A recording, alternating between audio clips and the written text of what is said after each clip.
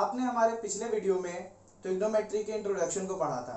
आज मैं आपके ट्रिग्नोमेट्री के 8.1 एक्सरसाइज को सॉल्व करूंगा। सवाल है एक्सरसाइज का, त्रिभुज एबीसी में जिसका कोण बी समकोण है, AB 24 सेंटीमीटर और BC 7 सेंटीमीटर है और ये निम्नलिखित का मान हमें निकालना है, जिसमें से साइन A और कॉस A हम पहले ये निकालेंगे। तो देखिए हमारे पास AB 24 सेंटीमीटर यानी कि परपेंडिकुलर हमारे पास 24 सेंटीमीटर है और BC यानी कि बेस हमारे पास 7 सेंटीमीटर है और हमारा हाइपोटेनियस कितना है ये हमें निकालना है। यही सवाल मैंने अपने पिछले वीडियो में आपको करने के लिए दिया था। अगर आपने कर लिया और आंसर आपको पता है तब तो आप आसानी से इस सवाल को करेंगे, अन्यथा देखिए मैं इस सवाल को सॉल्व करता हूँ। हमारे पास हाइपोटेनियस नहीं है, यहाँ हमें हाइपोटेनियस निकालने के लिए हमारा वही पाइथागोरस थ्योरम का फॉर्मूला लगाना पड़ेगा, h² बराबर में p² + b²। h² हमारे पास है नहीं, p हमारे पास 24 सेंटीमीटर दे रखा है जो हमारा AB है और b हमारे पास दे रखा है BC जो हमारा 7 सेंटीमीटर दे रखा है। 24 का स्क्वायर हमारे पास 576 आता है और 7 का स्क्वायर हमारे पास 49 आता है। 576 49 को जोड़ा जाए तो 625 आ जाता है। 625 किसका स्क्वायर है? 25 का।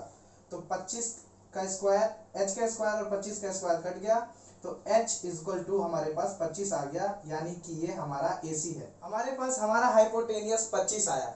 हमने हाइपोटेनियस क्यों निकाला? तो हमने अपना हाइपोटेनियस AC 25 निकाला क्योंकि हमारे पास साइन P/h और कॉस B/h होता है। तो ये जो हमारा h है इसको ही तो ज्ञात करने के लिए हमने अपना हाइपोटेनियस निकाला था। बच्चों यहाँ हम देखेंगे कि हमारे त्रिभुज में एंगल जो है वो C बना रहा है, लेकिन हमारे पास साइन A निकालने को कह रहा है और कॉस A निकालने को कह रहा है, जो कि हमारा कॉस A तो ऊपर में है। तो इसके लिए हमें क्या करना होगा, हमारी भुजाओं को बदलना पड़ेगा ताकि हम एंगल A से सवाल को सॉल्व करें।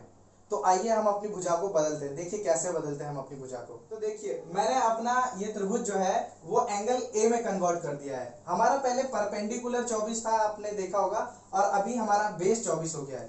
तो इससे हमें पता चला कि हमें A एंगल्स के सारे भुजाओं का ज्ञात करना है अकॉर्डिंग टू साइन और कॉस। साइन A एंगल जो है हमारे पास P/h होता है और A के एंगल में हमारे पास जो P है, जो लंब है हमारा, वो 7 सेंटीमीटर है और जो हमारा कर्ण है यानी कि हाइपोटेनियस है वो हमारा 25 सेंटीमीटर है। तो h की जगह हमने 25 दिया। हमारा साइन A का एंगल जो है, रेशियो जो है हमारे पास 7:25 यानी कि 7/25 आया है। और कॉस के लिए कॉस A B/h, इसमें जो B है हमारे पास 24 सेंटीमीटर, तो मैंने B की जगह 24 डाला है और h की जगह वही 25 सेंटीमीटर जो मैंने h की जगह 25 सेंटीमीटर डाला है। तो आपने एंगल A में साइन और कॉस A का जो ज्ञात किया है वो साइन A है 7/25 और कॉस A है 24/25। हमारे पास दूसरा सवाल है कॉस C और साइन C। तो इसके लिए हमें वापस अपने त्रिभुज को उस तरह बनाना पड़ेगा और C एंगल में लाना पड़ेगा जैसा कि पहले था। फिर से यहाँ आपने त्रिभुज का जो एंगल है वो बदल दिया। अब मैंने एंगल C डाला है, तो उससे जो हमारा पहले बेस था वो परपेंडिकुलर बन गया और जो हमारा परपेंडिकुलर साथ था वो बेस बन गया है। तो हमें अब निकालना है साइन C और कॉस C। तो C जो है हमारा एंगल होना चाहिए, जो कि C हमारा एंगल यहाँ पे है। इसके अकॉर्डिंग हमारा परपेंडिकुलर 24 है और बेस 7 सेंटीमीटर है।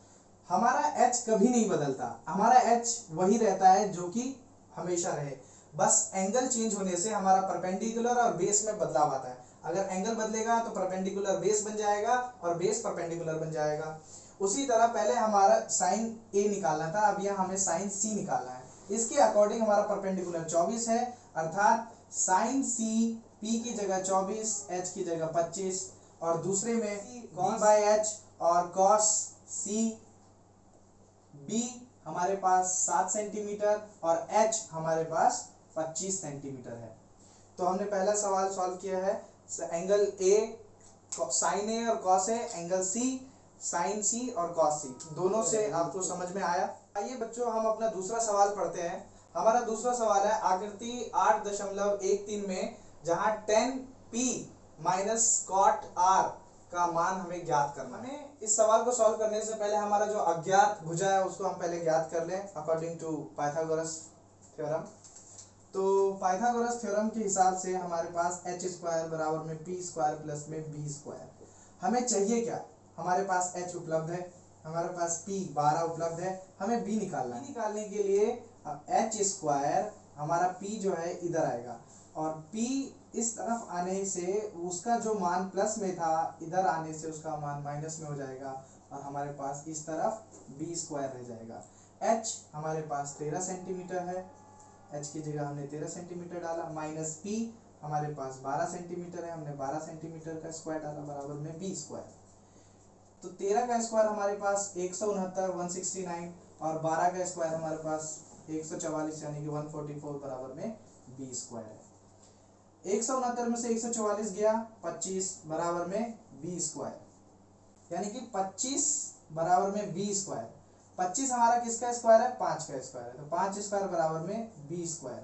स्क्वायर से स्क्वायर गया तो 5 की वैल्यू b, यानी कि हमारे पास जो बेस है वो 5 सेंटीमीटर होगा। बच्चों हमारे पास बेस 5 सेंटीमीटर आया है और हमें एक बार 10p के एंगल से निकालना है और एक बार cot r के एंगल से निकालना है। तो हमारे पास इस त्रिभुज में एंगल जो है वो r में बना हुआ है, तो सबसे पहले हम cot r के एंगल से निकाल लेते हैं।